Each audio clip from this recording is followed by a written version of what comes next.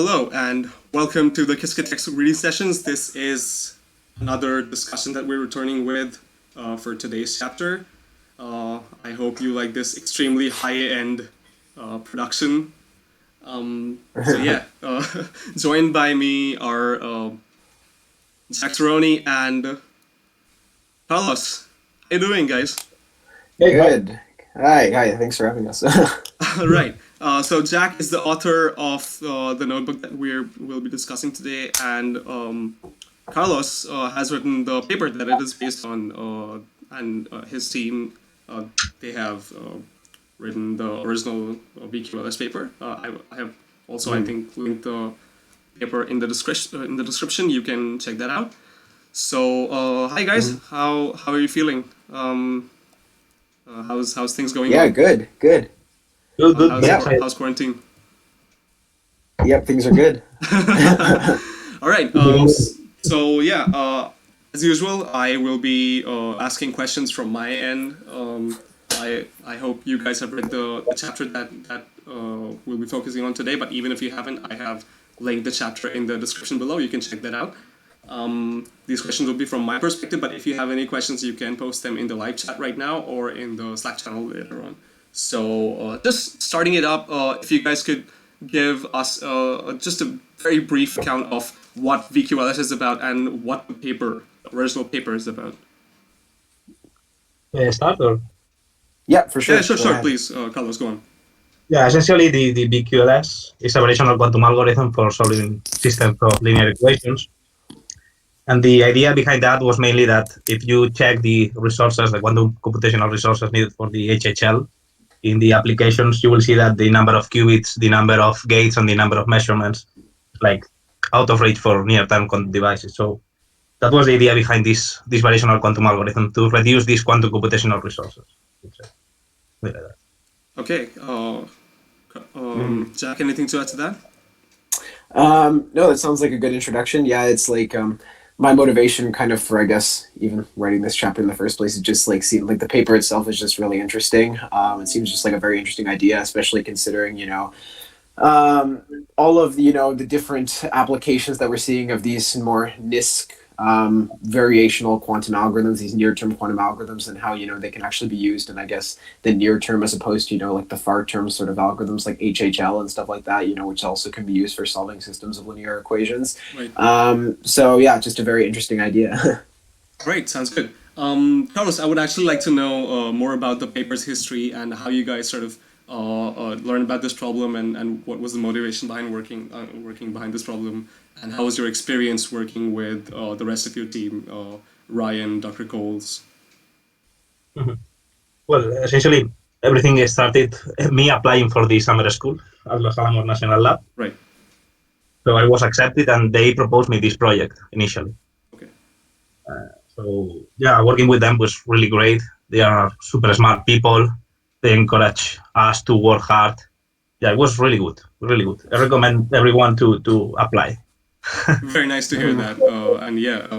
Please do take Carlos's advice. It's a pretty good program. So next question would be how did the paper notebook collaboration happen between the two of you guys? How did you guys connect, and how did you guys start working on this particular notebook? Yeah, so it was like, I was just like, I kind of, basically, the Qiskit textbook itself just seemed like a really awesome sort of initiative, like for the Qiskit community, especially, for people who want to learn about quantum computation by actually, looking at interesting examples and learning in a kind of hands-on method with, code as well as, all of the theory. So it seemed like an interesting initiative. I just kind of wanted to get involved in it, and I thought that it would be kind of interesting to start doing these these implementations of recent research papers. So this is kind of the first one that I looked into, that we started looking into. Read like the paper, it seemed really interesting. I started trying to implement it. I ran into a few problems. I was able to reach out to Carlos over Twitter. He was able to help me out with some stuff, which was really great. So that's basically, how that all happened. And it was a really great experience. It was a really good learning experience, actually creating this whole thing. It's one of the first it was back, I guess, when I did this, it was one of like the first kind of paper implementations that I ever really attempted, but now that's something that I really love doing, you know, to learn, to really like, I guess, internalize and learn these different research ideas. I think it's just a really great thing to do, to try to like take all of the math and the theory and, you know, convert it to code. Yeah, it really helps with intuition. Yeah. That's so great to hear. Carlos, anything you would like to add to that? Not really. All the work was done by Jack. I just answered. All right, and finally, for the introductory part, Jack, if you could just summarize what the notebook is all about and how it might be different from the original paper. Gotcha. So basically, the notebook was just meant to be like an educational resource for people to kind of understand the idea of the whole VQLS paper. So basically, the notebook is definitely not as like in-depth or as involved or rigorous as a lot of the ideas like presented in the paper. Like it's based off of the paper, and all of like the code and the stuff that's outlined in it was like, you know, originally from the paper. But basically what, you know, we wanted to do was outline the most basic ideas possible. So for example, you know, like the cost Hamiltonian that we use for our whole variational circuit is is I guess like the more basic version. Like they outline two different cost Hamiltonians, one of which is like the global one and one of which is like a more local one that can be used for like, I guess, larger problems where it's, you know, difficult to scale. The kind of interested in just like, you know, creating these toy examples for educational purposes and keeping everything really basic. So yeah, we basically just tried to, you know, take the more like, I guess, fundamental ideas from the paper and, you know, put them in this whole notebook along with, you know, runnable code. Awesome. I really appreciate that initiative, and I guess you had a lot of fun doing that. Yeah, it was a ton of fun. Great. Okay, so now I would be moving into the more technical questions or the questions which are more related to the paper and the notebook. I recommend you guys check those resources out, but please stay with us right now. don't go and leave. All right, so the first thing that I ran into, or I was curious about, was the problem with the exponential vanishing gradients. And I was curious if there was a way to sort of get around that and calculate the global cost function, or perhaps implement a neural network, maybe LSTM or something. Anyone, Jack, Carlos, anyone of you would like to say that? Yeah, Carlos, you probably like more able to answer this than I am. I think you're probably more of the expert. Has been recently published in arXiv a paper about this global cost function by the people in Los Alamos. So the point is that if you define the cost functions in terms of global operators, you always will find this kind of vanishing gradient. So the idea is to always define the cost functions in terms of local operators. Okay. So maybe you can find some strategies to try to avoid this. For instance, we were thinking about this like an adiabatic evolution of the parameters, right?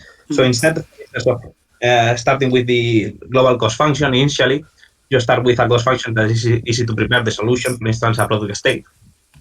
And then you repeat like the VQE several times in loops, updating the parameters. Yeah.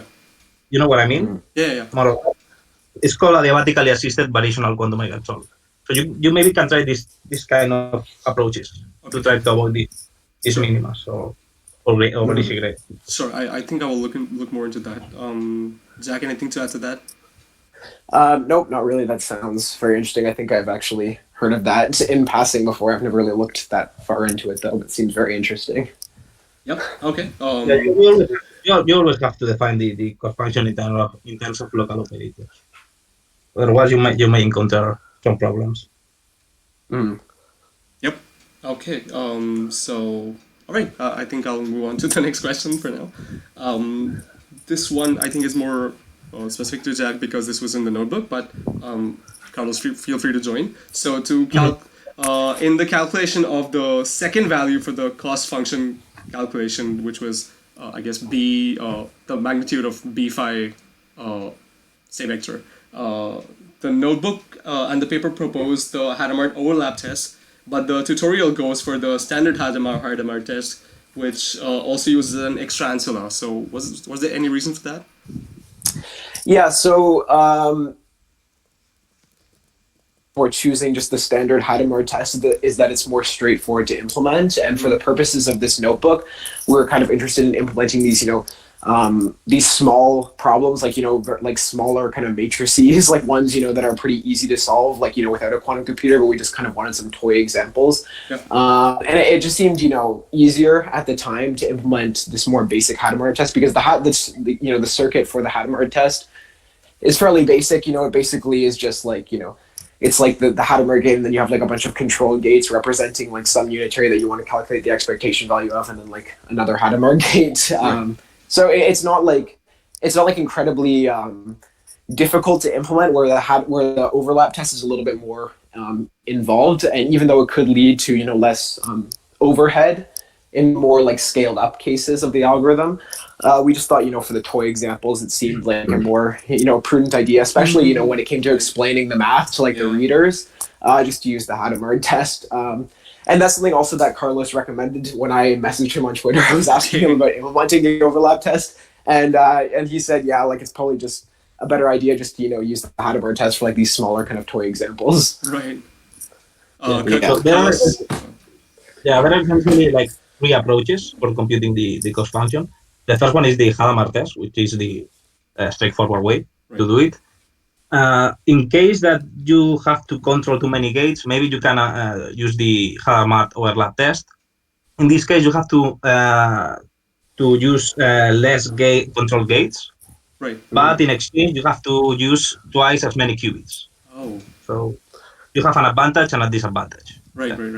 So in the case that you have more qubits in your real quantum hardware, maybe you can use the overlap test, the Hadamard overlap test. And then the third approach, I would say, if you can decompose the cost function in terms of Pauli operators, then you can just measure these expectation values without using the Hadamard test or the Hadamard overlap test. Right. I guess including the standard Hadamard test was a good idea, because as I also read the chapter, it was pretty easy to go along with the math that was there. So it was pretty digestible. So thanks for that, guys. All right. So next question would be about the numerical approach. Jack, you mentioned the numerical approach was taken over here instead of working with like real quantum circuits instead. So what was the reason for that?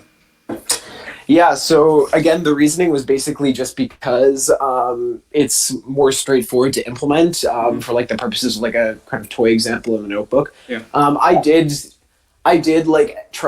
essentially try to make some sampling simulations, but a lot of the time those are super finicky if you don't have the right optimizer. Yeah.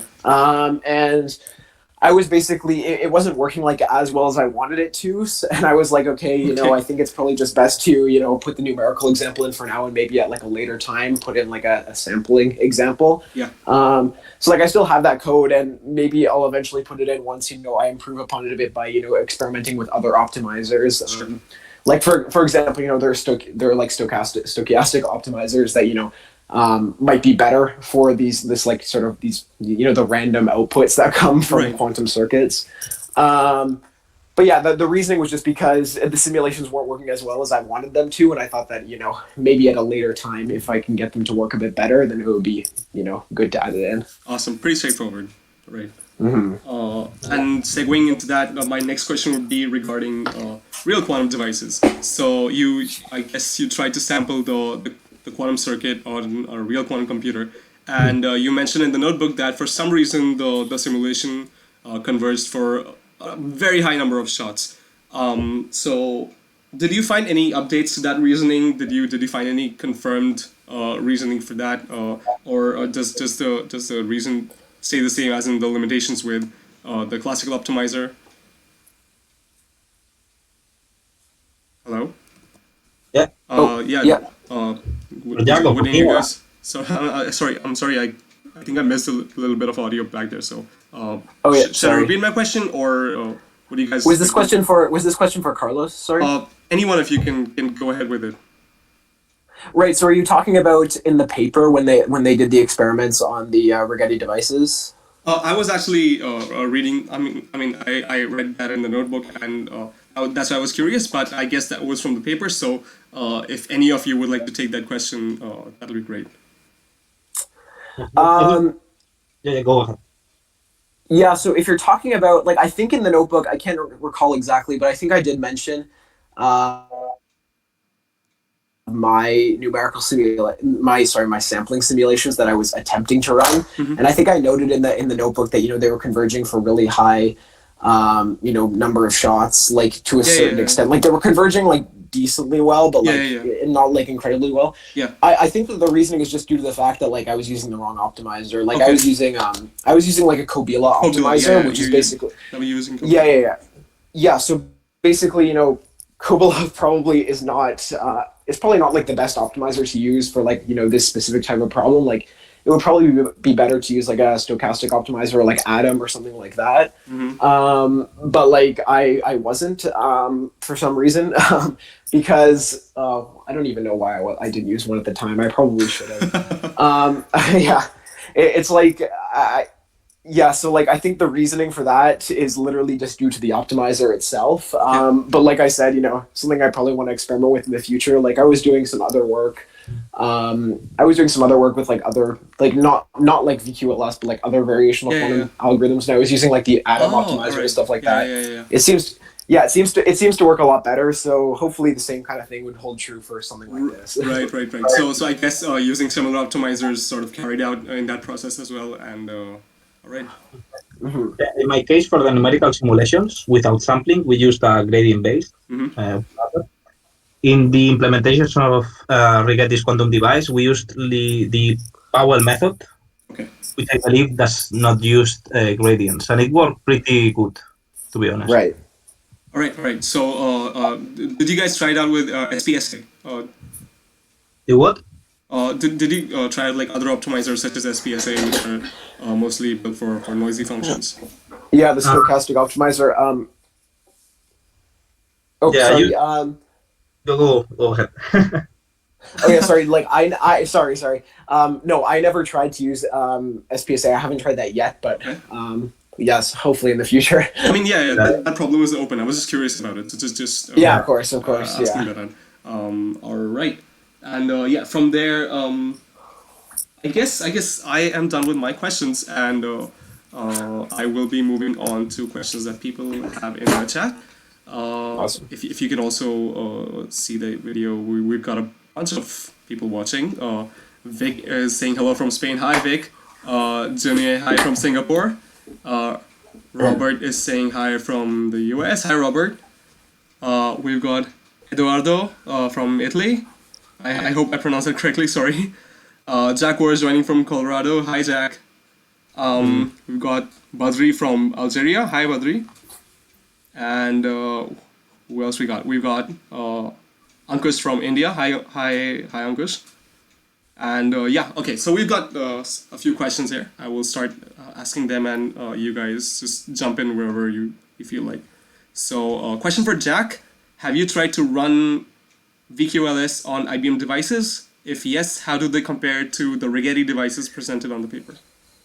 Right, so I haven't run VQLS on any IBM devices at this point. That was something we were planning on doing, but we just haven't gotten around to yet. So I'm working, I've been working with Abe from IBM on a lot of this textbook related stuff. Right. And we were intending on doing some hardware runs on these different algorithms. Jack, I think I missed your audio a bit, so could you please read that that last sentence from the last 5 seconds? So we're hopefully, sorry. Jack, sorry, I kind of missed your audio there, so could you just repeat the last 10 seconds again? I'm so sorry. Oh yeah, for sure. Yeah, no problem. So I basically just said, you're working with Abe and Yeah, so basically we were planning, on doing like some hardware runs for these different paper implementations. We just haven't gotten around to it quite yet. But it's something we want to do in the future for like this notebook, and then another notebook that I'm working on for this other variational quantum algorithm. It's called VQT. Very cool as well. So we're hopefully going to do all of that stuff and add it in. I'm really excited, honestly, to see how this stuff performs on real quantum devices. I think it would be really interesting, especially considering the results that were arrived at in the original paper when they ran the algorithm on Rigetti's stuff. All right, I'm actually kind of excited to find out more about this, and I'm looking forward to your work. Yeah, all the best for that, man. Yeah, for sure. Thanks. So, okay, next question. Is there a direct comparison of HHL and VQLS in terms of the qubit number, circuit depth requirement, and circuit depth requirement for the same problem? So as far as I know, we haven't done that because, as you say, it's completely problem dependent, right? Okay. So, for instance, in the HHL algorithm, you will need to use more qubits for ancillas, right? It will depend on the precision that you want. In the case of the VQLS, we don't have to use ancillas. And the circuit depth is completely heuristic. I mean, it depends on the problem, right? Maybe you can reach the exact solution of the linear system with a 4-depth quantum circuit, variational quantum circuit. Maybe you need 100 depth. So you never know. Okay. Yeah. Okay. I hope that answers your question, Sunie. Or anything else to add to that, Zach or Carlos? Nope. That sounds good. Yeah. Okay, so let's move on to the next question. Okay, so in the notebook, okay, I think this is the same question, Giovanni. I guess I already asked this question, and we've already got an answer to that. In the notebook, Cobila optimizers employed. Did you observe significant differences with different optimizers? I think I've asked that. But he's also asking how can he choose the best one for solving a VQLS problem?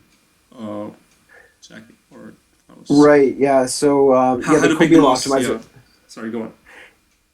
Yeah, so like the Cobila optimizer is employed in the notebook, yeah, and then so like did we observe a significant difference with different optimizer? So like like we didn't really use the different optimizers, but like we probably should have. And then like and then how I guess would you go about choosing an optimizer for solving VQLS? I'm not really sure. It's usually like in my kind of experience with variational algorithms, it oftentimes like depends, I guess, on the problem itself. And oftentimes I find myself just resorting to playing around with different optimizers and seeing which one works best. Like, it's kind of interesting. Like, like I said, sometimes like something like the atom optimizer, or like gradient descent, like these gradient based optimizers will be good. Sometimes I find that, the gradient free optimizers like, Nelder Mead or like Cobila or Powell, like, work well. I'm not really sure, like, how exactly you go about choosing the exactly correct optimizer. Maybe like Carlos can elaborate on this a bit if you have some more technical knowledge on this. But with me, it's just always been, more experimenting and iterating upon, which optimizer. Try and error. All right. So let's move on to the next one. I hope that answers your question, Giovanni. Okay, next question for Carlos. The question from Junia is that I noticed that QVM simulator is in Forest reproduces the results of actual devices very well in your virtual March meeting presentation. Did you include noise in the simulation? That's the question. You mean the new results that we have in the I put in the APS March presentation. Your presentation. I think he's referring to the presentation. Those results were not reproduced with the simulator for a simulator. Okay. Were done with handmade or self-made simulator. Yeah. What simulator is that? Could you repeat that? I'm sorry, I didn't get it. We didn't use the Rigetti simulator for those results. So you didn't use the Rigetti simulator? No. And did it include noise? No. Okay, no noise. Okay. No noise. Okay. Because I actually noticed the graphs that were comparing the QVM and the newer quantum computer version results. Those were like those are very well aligned. So I was actually curious, like how I was obtaining such accurate results. Interesting. I'm not sure which results are you talking about. I think it was the last graph, which. The last graph. Yeah, those results. Yeah, those results were with the quantum virtual machine. Yeah. Yes. Yeah. Okay. I would need to ask to Ryan because he was the one implementing. Okay. Right. Yeah. Okay. I assume he didn't use noise. Okay. I assume so. Yeah. All right. I'm pretty sure he didn't use noise. Sure. Okay, so next question is also for Carlos. Is the source code for Rigetti experiment available? And would be interesting to see the implementation in PyQuil Forest compared to Qiskit. Yeah. As far as I know, Ryan has in his GitHub the code for the rigetti implementation. In case that you don't find it, you can contact me and I will send you my code. Sure, and once I find it, I will also be sure to mention that in the resources below, so check that out. Okay, next question. Akhil says hi from Tokyo. Hi, Akhil. Another question from Giovanni. Which is the largest linear system that you have solved with VQLS? 50 qubits linear system. 50 qubit? Yeah, in fact, I have one figure in the Mars meeting presentation. Yeah, I think that was a benchmarking between 10, 30, and 50 qubits, right? Yeah. Wow. And that was for a 10 variable problem, I guess? It was no. Okay. No. It was a 4-depth quantum circuit, so something like 40 parameters, something like that. Yeah. No, 50 Ks, 200 parameters. Oh, wow. Interesting. That's pretty crazy, yeah. How well did like the cost function converge in that case? Like, were you able to get like, very small error in the end for 50 qubits? No, it was, depends on the number of qubits, right? But yeah, we achieve a pretty low value in the case of 50 qubits, 0.1, I think it was. Wow. With that's 5,000 optimization steps. Wow. It's very cool. That's pretty cool. And yeah, if you guys have any questions for each other, please feel free to continue the conversation. I'd be very happy to have you guys sort of brainstorm around. We have another question for Carlos again. Why did you choose to implement the algorithms in PyQuil rather than Qiskit? Is Rigetti's device easier to access than IBM devices? Or does Rigetti provide better technical support? Yeah, essentially it was related to the access, because we had free access to the Rigetti's quantum device. Okay.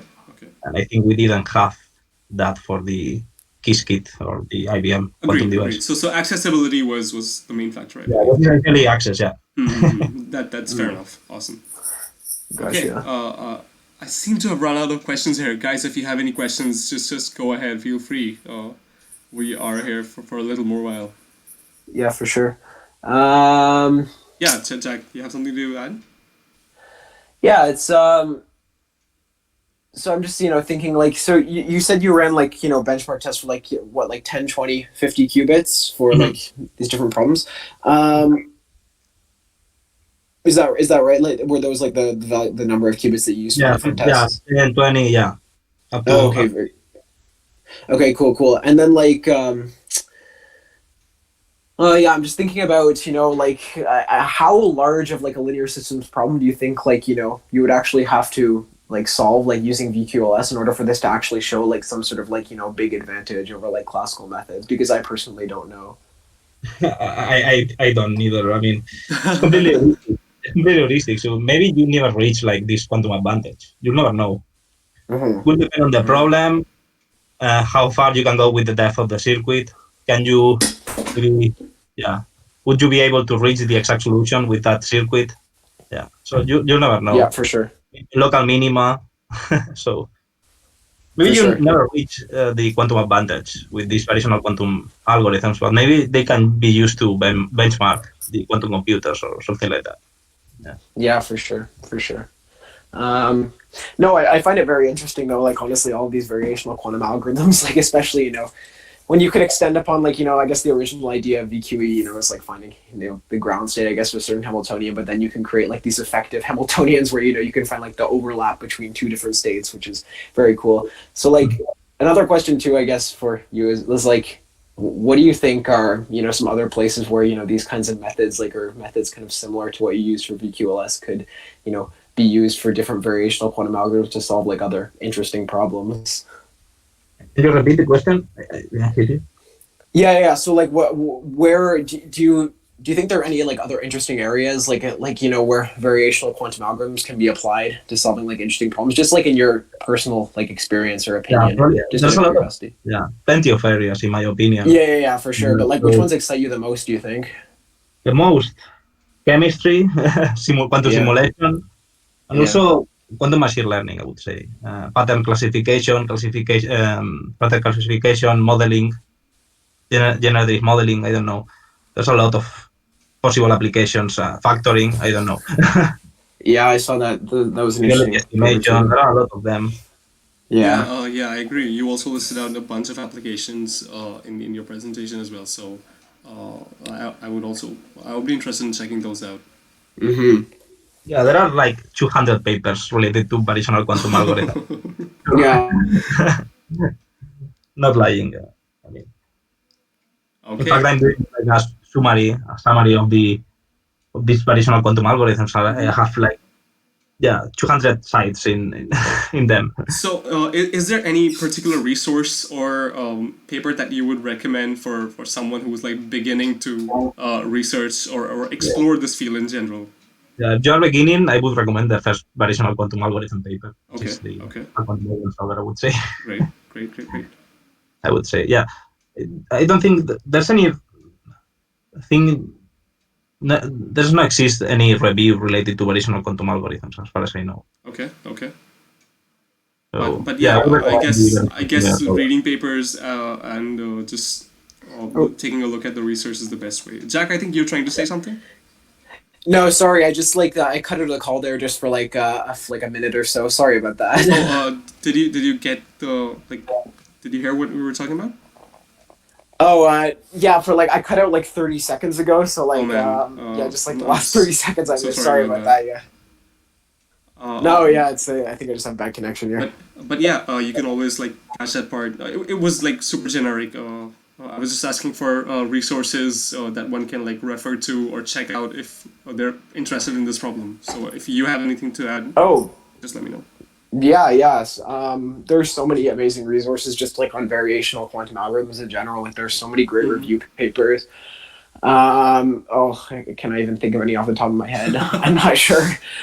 If I can't, like, if I don't know the actual names, but like I can send them to you afterwards. Absolutely, You can always, like, post them as resources for sure. Sure thing. Like even if you don't like, there's no rush right now. You can share the resources to me, Yeah, and of course. I'll be sure to add them to the video. Yeah, for sure. And then like, yeah, for sure. And then like, just like in different areas, like of like variational quantum algorithms, there are just like a lot of really There's a lot of really interesting research that I find like, intellectually just like very fascinating. Right. Especially like quantum machine learning and quantum simulation. Like there's so many amazing papers. Like I was talking about. I was talking about like this VQT thing, this variational quantum thermalizer. Like I just find that to be such a fascinating idea. It's basically like using these variational circuits to prepare like thermal states of certain Hamiltonians, and then like you have like you can use like these quantum machine learning methods to learn like different Hamiltonians if you're given like a bunch of copies of thermal states, which is something I find like so interesting. That's just like literally one application of like or like one paper out of like a million that I find interesting. So like I'll definitely send you some of my favorite ones. I'd be looking forward to that. Thanks a lot, man. Awesome. All right, so just moving on to the other questions. Okay, here's one. Is there a general way to think about how to develop an algorithm for the NISQ era, and how did you come up with the idea for VQLS? I guess you answered the second part, Carlos, where I think you mentioned that this was a suggestion from your term at LAL. Yeah. Okay. But yeah, if you would like to take the first question, if there's a general way to think about how to work on NISQ era algorithms. Yeah, basically you have to keep in mind that the algorithm that you develop has to use no ancilas, a fairly low amount of ancilas, and also a short or shallow depth quantum circuit, right? So which algorithms do fit in this this classification? Variational quantum algorithms. And then you can think about like large fault tolerant quantum algorithms, let's say, and try to develop new ideas in order to reduce these quantum computational requisites. Yeah. Right. For instance, I have one paper related to option pricing, where the approach was to use the unary basis instead of the computational basis, and this way we could reduce the number of gates and the number of qubits, for instance. So I would say that this is a near-term quantum algorithm. Awesome. So I guess we would be sure to check that out. If you could also like I would also like ask you later for the source, and I would be sure to post it down. I hope that answers your question, Junior. Thanks for that answer. We have another question from Balil. How many variational quantum algorithms are there? Is there a general answer to that? Probably not. I mean, they're like endless applications of different, variational. Like the thing is like VQE, like the variational quantum eigensolver, is like kind of like a general sort of method, for solving problems that involve like some Hamiltonian, and you wanting to essentially find the minimum eigenstate of that Hamiltonian. Which is like a very interesting method when it comes to a lot of different difficult problems. Like one of the most I guess apparent applications is like chemistry, where you like actually have like some sort of Hamiltonian that you want to find like the ground state of, like like for example what's a good example, like if you're trying to find like bonding length or something like that between like two molecules, which might be like a bad example because I haven't really looked into VQE for chemistry a lot. Right. But like basically you can keep constructing, you can basically because of the variational principle, you know that like any sort of like state that you guess is always going to the expectation value of the Hamiltonian ground state energy of that system, so that allows you to just like keep guessing these different onsat states and evaluating the expectation value, and then like minimizing parameters that eventually converge hopefully upon the ground state. And like for quantum chemistry, that's great because you can actually learn like ground states of like different chemical systems, and then you can also like basically take your Hamiltonians and you can like cater them to these like different sort of problems, like for example VQLS, where you're trying to find the specific vector that solves that like AX equals B sort of thing, right? By essentially choosing your Hamiltonian to be that like sort of effective overlap between like the actual sort of solution state, and then like the the A matrix times like your onsat's like state vector, right? So it's like any sort of problem like that, and there are like endless applications. Then you have like stuff like QAOA, where it's like combinatorial optimization. There's just so many different applications. This is so cool. Like I'm really excited about this. Carlos, anything you would like to add to that? I agree with Jack. So the main approach is something similar to the variational quantum eigensolver, and then what you do is changing the cost function in order to attack another problem, or changing the answer. There are pretty similar, tons of applications. Right. Awesome. This stuff is super exciting. Like I'm really getting pumped about it, and I really want to go out back there and just start working on problems like this. Yeah, for sure. This is pretty cool. So okay, next question, and this is for Jack. This might be a bit off topic, and it's more of a question for you. I know that you have played with many quantum SDKs and studied many quantum algorithms. How do you choose which questions to work on, and how do you learn so much so quickly? Any great learning resources you can share? I actually second that question. I'm actually a fan. So just go on, man. Yeah, thanks. So it's I really just like love learning about this stuff. Variational quantum algorithms, and like these sort of like near term like quantum machine learning sort of stuff. Really interests me. Like I'll read interesting papers and I'll just kind of want to sort of play around with them and see if I can implement them. And it's just kind of like a fun thing to do. So like I do kind of experiment with a lot of these, I guess, different quantum programming languages or libraries or whatever. I love Qiskit, I love Circ, and then I love like Petty Lane, which is one of the things that like Xanadu released. Oh, and I love like Strawberry Fields too when I'm doing like CV That's stuff. also from Xanadu. Yeah, which is like another area of interest. So I'm just interested in like so many things right now that it's pretty awesome because like there's just like endless stuff to pursue, right? So like when it comes to I guess choosing a question to work on, it's really not like a very involved process. It's basically just me being interested in something and just kind of wanting to play around with it. And that was kind of like the case with VQLS. Like I just found the paper to be really well written and really interesting, and I just wanted to see, if I could actually implement it. Same thing for like these other variational algorithms, basically for all of the work that I try to do. And then, when it comes to like good resources for learning about all this stuff, that's, I think like one of the best resources just for learning about this stuff is just like looking at and understand them. Jack, could you read the resources once again? I think I lost the audio for a few seconds again. Yeah, for sure. So I guess the next question was just what are some good reasons? Yeah. So I honestly think that when it comes to learning about these quantum algorithms, one of the best ways to really internalize and understand them is to read these recent research papers and then try to implement stuff yourself with one of these sort of simulation libraries. That's just my personal kind of learning method when I really want to understand something, and it's honestly worked really well for me over the course of the past little while I've been doing quantum computation stuff, because I really think it just forces you to really understand the math and actually convert it to code and stuff like that, which is really great. Yeah, so that's basically how I kind of go about learning. In terms of more formal stuff, I also just love reading textbooks too.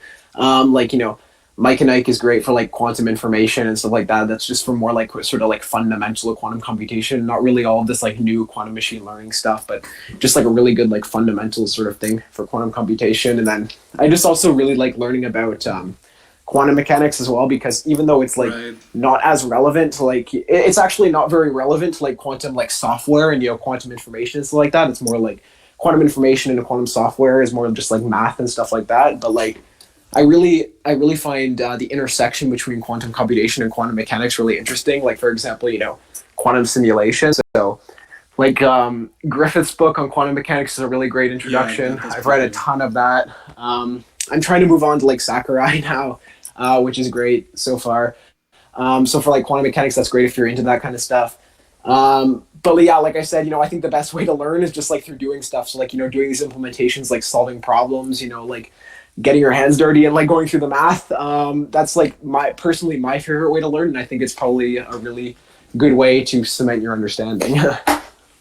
I probably went a bit off topic there, but no, I think that's fantastic, and I guess it also helps a lot of people who are starting out in the field just get a sense of where to start from and what's a good way to sort of follow the stream. So thanks a lot for that, Carlos. You have something to add to that? Well, regarding how to learn quickly or how to learn in general, probably this is the best advice that my advisor gave me when I started the PhD. Yeah. That was to check everyday arXiv. Right. No, recent archives. Yeah. And to read the papers that you're interested in, That's cool. Every day. Yeah. How long does it take you guys to read up a recent paper and go through all the references mentioned? Depends on the paper. Yeah, for sure. It definitely depends on an average. To 1 month. Several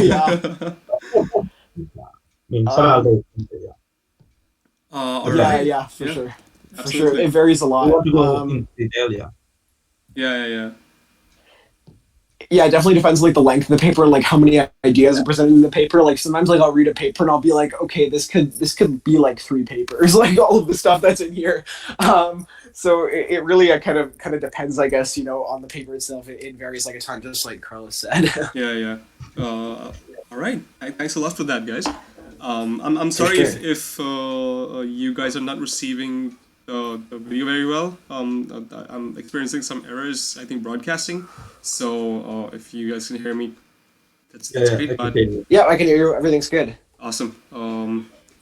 Okay, so if there's any more questions, just hit me up, guys. I think we might have a little error broadcasting this. So I'm facing a little streaming issues right now, so I'm really sorry about that. We might not get any more chat questions for a little more while. The stream is on, but let's see. Gotcha. Yeah, so if this doesn't pan out well, I still have the recording. I'll just post our discussion from there. So I'll just I think I'll just end the video for now. And we're also getting a little bit of thank yous. Jenny agrees that learning by doing is a great way to learn, and we're so lucky that now we can just write code to implement algorithms. So thanks again. We definitely are. Yeah. Thanks again, guys. Jack and Carlos. It was so nice to talk to all this stuff. For sure. I just have a few last questions. I'll go through them quickly. Of course. So, do you have any questions or feedback from me? Is there anything you would like to ask me, or if you have anything to say about today's discussion, any suggestions that you might have. Yeah, so like just like I guess like in general about these kinds of like this kind of initiative, like is this part of kind of like a larger sort of like initiative to get more, are these like textbook readings part of like a larger initiative to get more people involved in quantum computing? Like I could see this IndiQ meetups thing here. So what exactly is that? So just to give you a background, IndiQ meetups is sort of a student initiative group that like students from different cities in India, including myself, sort of came up with. We were all we were all looking for people who were interested in quantum computing in India, and we reached out, and one person sort of messaged on the meetups channel of the group if anyone is having quantum computing meetups or is interested in having one.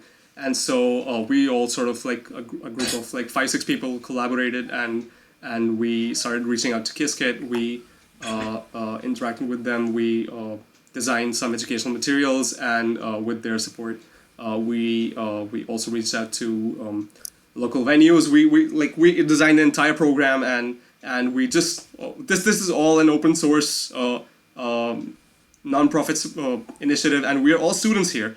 And but the objective is to just get as many people involved in quantum computing as possible, and just that's great because we're all enthusiastic about this field. And to be honest, like quantum computing in India over here is extremely scarce. Like getting into this field right now is really difficult. It's not open to like study in a lot of places, and there are a lot of barriers, including like educational hierarchies. So that was one thing that we were trying to sort of overcome, and so we were organizing meetups in different cities of India to sort of bring in more people, get them excited about quantum computing in general, and help them interact with quantum computing tools, just to have them a little feel of what it is about, and if they're interested, they would just follow up. So this reading session is a bit different from, it's a bit separate from what IndiQ does, but it's sort of in the same domain. I sort of had the idea of hosting the textbook sessions because there's this thing called Moku Kai in Japan, where sort of people hang out in a cafe or something and just read for an hour or two, work on their own silently, and then sort of discuss their problems, sort of brainstorm. So that was a cool idea, and I wanted to see if I could take this initiative online. So we started the Qiskit textbook reading sessions, where we take the weekend and we read 1 or 2 chapters every weekend. We discuss our problems, we discuss our ideas, and we just learn more about quantum computing each day. So that was kind of the initiative. And how these new discussions came into format were we were approaching the applications part of quantum computing and quantum algorithms in general, and I thought that it was time to sort of make the content more relevant to the general public. So I think it was the right decision to sort of ask experts or people who have contributed to the textbook itself to interact and join and help us answer our questions, because that's the best way to learn, right? From a teacher or from someone who already has prior experience in that, so that we don't go about making the same mistakes again. So this is just sort of creating a bridge between the gap of like the disconnect. And yeah, this is nothing more than an educational venture, but yeah, it's also mostly just helping me learn a lot. Like I learned so much from you guys today, and I'm really thankful for that. So yeah, thanks a lot for joining me. And if you have any last words, any message that you guys want to give, or any plug before we go offline.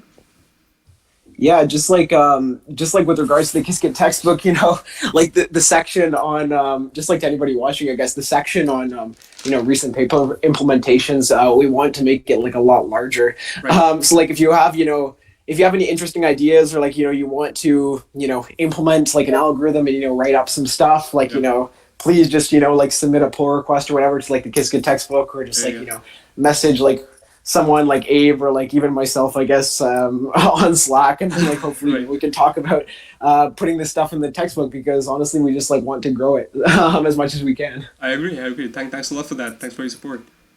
Yeah. Carlos, anything? Thank you for this initiative. I think it's going to be very useful for some people. Thank you so much. Thanks a lot, Carlos. I mean, this helps me talk to you guys on like very casual terms and learn directly more about the field. So I think I actually enjoy doing this a lot, and I'm glad that you like it as well.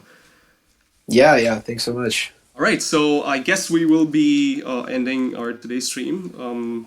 Thanks a lot for joining in, and all right, I will see you guys later on.